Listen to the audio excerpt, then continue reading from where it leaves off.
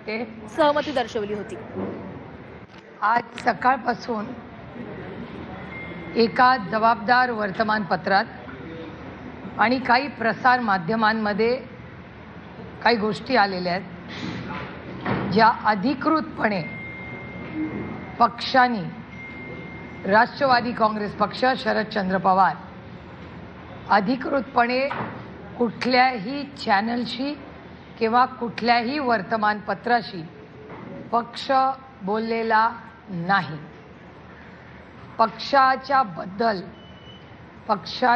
धोरणांबद्दल जी काही भूमिका वर्तमानपत्रात किंवा चॅनल्सवर आली ती सूत्रांच्या थ्रू आलेली आहे।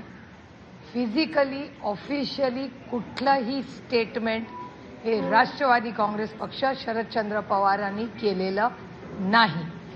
त्याच्यामुळे हा सगळा गोंधळ जो मी चॅनल्समध्ये गैरसमज हे पाहिले, त्याच्यामुळे मला असं वाटलं की आदरणीय पवार साहेब आणि राष्ट्रवादी काँग्रेस पक्ष आणि महाविकास आघाडी, आमचे सहकारी, पदाधिकारी, कार्यकर्ते यांच्या मनात पक्षाबद्दल कुठलाही गैरसमज असू नये म्हणून मी आपल्याला विनंती केली, कारण अधिकृत पक्षाने कुठलीही भूमिका मांडलेली नाही।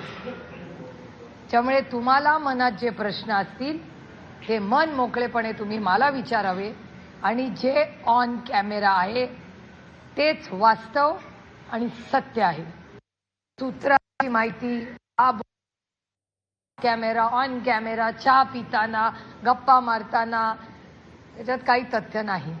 त्याच्यामुळे मन मोकळेपणे तुमच्या मनात जे असतील ते प्रश्न, त्याचं वास्तव आणि त्याचबरोबर इथे यायच्या आधी काँग्रेसचे अध्यक्ष आणि माननीय संजय राऊत साहेब या आणि बंटी पाटील दादा या तिघांशीही मी सविस्तर बोललेले आहे, कारण का त्यांनाही काही गैरसमज काय होतं, कोण नागपूरला आहे, कोण आणि कुठे आहे, मग तो बूम घेऊन जातो, त्याला बिचारायला हेड ऑफिसनी काहीतरी सांगितलेलं असतं, मग त्या हेड ऑफिसनी सांगितलेलं तो बिचारा पुढे विचारतो।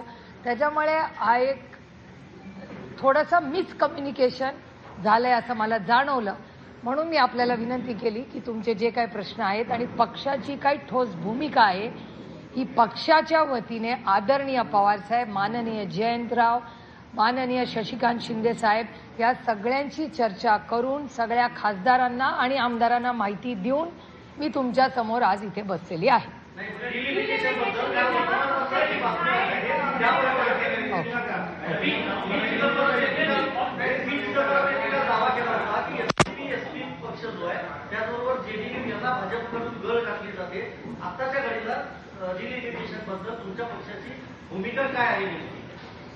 एकतर बिल आलेलं नाही आमच्याकडे नवीन, त्याच्यामुळे नवीन बिल आल्याशिवाय बिलबद्दल मी कशी बोलणार। त्याच्यामुळे बिल काय येईल हे बिल आल्यावर 24 तासात त्याचा अभ्यास करून आमचा काय स्टँड आहे हे मी सांगू शकतो। पण थोडंसं तुम्हाला इतिहासात नेते। इतिहास या बिलाचा असा आहे की जेव्हा एकतर महिला आरक्षणाचं बिल हे एकमताने भारताच्या संसदेत पास झालेलं आहे, हे वास्तव आहे या देशात। त्यामुळे महिला आरक्षणाचं बिल यूनॅनिमसली पास हो चुका है इस देश, हम सब ने पास किया है, एक मत से पास किया है, ही एक भूमिका झाली। त्याच्यामुळे हे वास्तव आहे। त्याच्यानंतर माननीय किरण रिजिजू यांनी अरविंद सावंतजी, शिवसेना, असद भाईंना, मला आणि अरविंद सावंतांना, आम्हाला तिघांना त्यांनी बोलवलं दिल्लीत। त्या मीटिंगमध्ये या देशाचे गृहमंत्री माननीय अमित भाई शाही होते। त्यांनी आम्हाला सगळ्यांना असं ब्रीफिंग किरण रिजिजूंनी केलं दिल्लीमध्ये की आमचं सपाशी, काँग्रेसशी, DMKशी सगळ्यांचं वेगळं वेगळं बोलणं झालंय। आम्ही तुम्हाला तिघांना एकत्र बोलवलेलं आहे आणि आमची भावना आणि भूमिका अशी आहे की एक प्रस्ताव आमच्या मनात आहे की अनेक डिलिमिटेशनबद्दल वेगळी वेगळी मतं आहेत आणि साऊथच्या, दक्षिणेतल्या राज्यांना असं वाटतंय की जर पॉप्युलेशन, लोकसंख्येच्या वर जर आधारित डिलिमिटेशन झालं तर साऊथवर म्हणजे दक्षिण राज्यांवर अन्याय होईल. त्याच्यामुळे डिलिमिटेशनला सगळ्यांचा विरोध आहे. सगळ्यांना समान न्याय मिळावा हे पूर्णपणे रास्त आणि आम्हाला सगळ्यांनाच मान्य. मग आता डिलिमिटेशनचा फॉर्म्युला काही बदलता येईल का? तर अमित भाई शाह आणि किरण रिजिजूंनी असा एक प्रस्ताव आमच्या समोर ठेवला की आपण सरसकट काश्मीर टू कन्याकुमारी प्रत्येक राज्यामध्ये 50% सीट वाढतील. याचं उदाहरण मी समजून सांगते तुम्हाला की समजा 48 सीट महाराष्ट्रात आहे.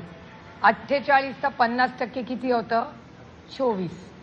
म्हणजे 48 प्लस 24 म्हणजे 72.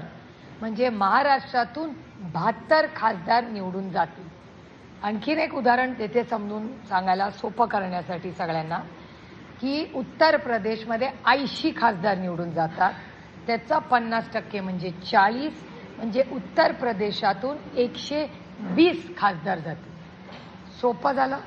क्लिअर? No confusion? आता समजा आपण महाराष्ट्र केंद्रबिंदू ठेवूया कारण का आपण महाराष्ट्रात बसलोय, मुंबईत बसलोय.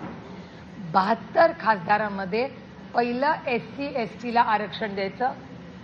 त्याच्यात 3 सीट जातात हिशोबाप्रमाणे. 3 सीट गेल्या 72 मधल्या, एकूण 70 राहिल्या. एकूण 70 मधल्या 33% आरक्षण जाणार, त्या महिला जाणार. राहिल्या 48 ज्या ओपनला राहतील. Any confusion, any questions? मगच पुढच्या टप्प्यात जाते. तर हा 50% सरसकट देशात वाढ आली तर कुणाचा विरोध आहे का? तेव्हा मी स्वतः, शिवसेना स्वतः, असं दोघेची आम्ही सगळ्यांनी सांगितलं हा लोकसंख्येपेक्षा हा जास्त योग्य आम्हाला वाटतं. आम्ही इंडिया अलायन्समध्ये चर्चा करतो आणि मग तुम्हाला सांगतो. मी स्वतः त्या इंडिया अलायन्सच्या मीटिंगमध्ये गेले. हा प्रस्ताव अमित भाई शाहनी आम्हाला बोला. आमचं ऑब्जेक्शन होतं की आम्हाला सगळ्यांना एकत्र बोलवा. तुम्ही सपाला, तृणमूलला, काँग्रेसला असं वेगळं वेगळं बोलू नका. जे करायचं आहे, जर चांगला प्रस्ताव असेल, मनात काही दुसरं नसेल तर मग आम्हाला इंडिया अलायन्सला एकत्र का नाही बोलत? म्हणून खडगे साहेबांच्या नेतृत्वाखाली आम्ही एक पत्र लिहिलं सरकारला की बाबा जो काही प्रस्ताव आहे हा आम्हाला बरा वाटतोय. करायला डिलिमिटेशनचं बिल वर्षी त्याला काही टाईमलाईन नाही, पण साधारण अनेक वर्षानंतर एक टाईमलाईन नंतर डिलिमिटेशन होतं. तर ते 2026 मध्ये करायचं असेल तर एक चर्चेनी गुणागोविंदानी ते व्हावं. कुठल्याही राज्यावर अन्याय होऊ नये म्हणून हा प्रस्ताव आला.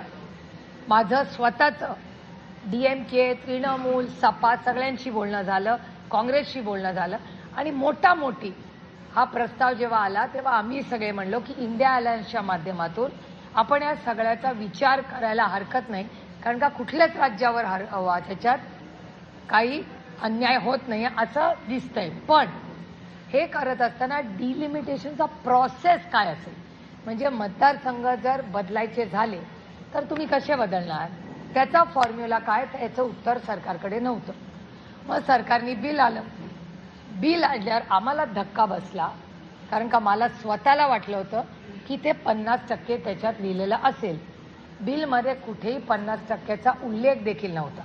तुम्ही संसदेची चर्चा जर काढून बघितली, आम्ही सविस्तर त्याचा उल्लेख आमच्याही भाषणात केलाय आणि माननीय अमित भाई शाहचं ऑन रेकॉर्ड पार्लमेंटमध्ये संसदेत स्टेटमेंट आहे की 50%ची अट माझी घालायची तयारी आहे. 1 तास हाऊस बंद करूया, मी बिलाचा प्रस्ताव करतो. नंतर ना हाऊस बंद झालं ना नवीन बिल आलं आणि बिलचं काय झालं हे तुम्ही सगळ्यांनी पाहिलेलं आहे. त्याच्यामुळे 50%. आता मला कोणीतरी परवा व्हॉट्सॲपवर विचारलं तुमचा डिलिमिटेशनला सपोर्ट आहे का? तर मी म्हणलं जेव्हा मागच्या वेळीच माझं बोलणं आणि मी कुणाशीही बोललेले नाही, मला कुठल्याही प्रसार माध्यमातून मीडिया हाऊसनी विचारलेलं नाही, मी कुणाशी वर्बली बोललेले नाही. मला काल एक व्हॉट्सॲप आला की आर यू सपोर्टिंग. त्याचं मी उत्तर लिहिलं की we will consider provided consider, इंग्रजी मी रिपीट करते, consider supporting if the 50% cap is to be discussed and the bill how will it be implemented is still a question mark. एवढंच सविस्तर मी व्हॉट्सॲपवर एक प्रायव्हेट कॉन्व्हर्सेशनमध्ये हे सांगितलेलं. आता प्रायव्हेट कॉन्व्हर्सेशन्सच्या जर बातम्या होत असतील तर मग आता आजपासून तुमच्याशी प्रायव्हेट व्हॉट्सॲपवर का बोलायचं का नाही हा पण प्रश्न झाला. कारण का एक तुम्ही मला प्रश्न विचारला तो मैत्रीत मी त्याचं तुम्हाला उत्तर दिलं. ती बातमी होणार असेल तर आजपासून मी तुम्हाला जेव्हा बोलीन ऑन रेकॉर्ड ऑफ रेकॉर्ड